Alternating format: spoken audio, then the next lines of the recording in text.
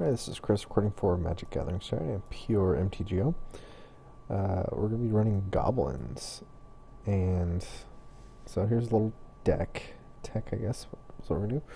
Start with the land base. As always, we want 17 mountains and very aggressive decks. This deck is a very low curve, so it's okay to have this low of a land count, and especially this version of Goblins that I'm running, which is much slower than your typical version of Goblins. I could still Goldfish turn 4, but otherwise it's actually pretty slow.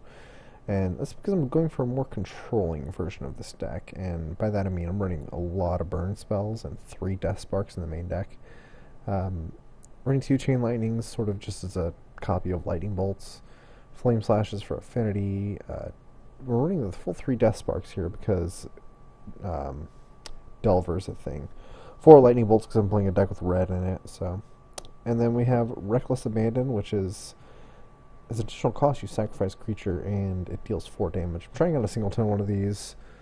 You don't always want to see them especially bad against something like Delver, but it's running counterspells, and sometimes it's just not that good anyway. But I was formerly running 3 Flame Slashes in the main deck, so it can sort of double up as that. The Arsonist is pretty sweet because it takes out 2 toughness things. It can also, if you have one of the Sledders or the Raiders on board, you can take out a Delver just by playing an Arsonist and give yourself a nice little bonus.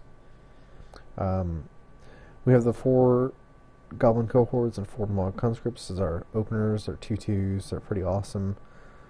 They're exactly what you want to be doing. It's being aggressive. Then we have 4 of the Goblin Sledders, which are sacrifice a Goblin and target creature gets +1/+1 till end of turn, and then Mog Raider does the exact same thing. They're functionally exactly the same. And there's just a lot of nifty tricks you can do with those guys. Like stopping your opponent from Tendrils of Corruptioning your guy, or trading up in creatures, or, you know, sacrificing 3 Mog War Marshals for a Lightning Bolt effectively. So yeah, this guy's really good. Then we also have Goblin Bushwhackers, which are, you know, sort of like your finisher type card. They give all your creatures +1/+0 whenever you kick it in turn, and then it also leaves you with a Goblin at the end of after you kick it and do your big bash. So yeah, this guy's pretty solid. Obviously, you want 4 of him. He's your finisher. 4 Mog War Marshals is also sort of a given. They're very good in a lot of matchups. So you almost always want 4. You're almost never boarding them out. And then the 3 Sparksmiths, and these guys just spell doom for a lot of decks like Stompy or Elves or Delver. Pretty much any deck really heavily relying on creatures that's not called Affinity. He can also be a real pain in the butt for like the familiar decks to deal with because he just keeps on picking off their guys, and control decks sort of like have to kill him because otherwise you kill their Shivering Rats or whatever with it. So yeah, also just a very good guy, and also has a very good use in a control shell, which is what I'm really trying to run here. Is much more of a control heavy Goblins deck. For the sideboard we have 2 Flame Slashes, mostly for affinity, but also for Spire Golems. They're pretty much the only thing that we have that can take out Spire Golems.